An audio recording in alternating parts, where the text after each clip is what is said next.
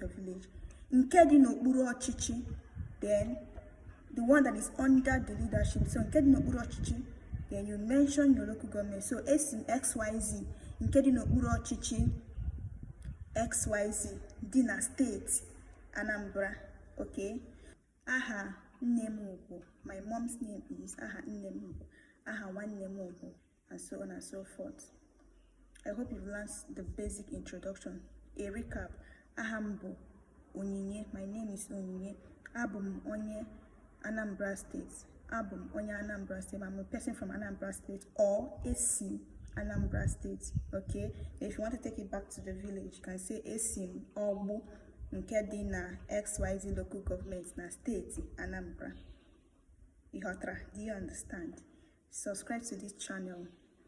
I will explain this further to make it more broad. I am your favorite Igbo language teacher.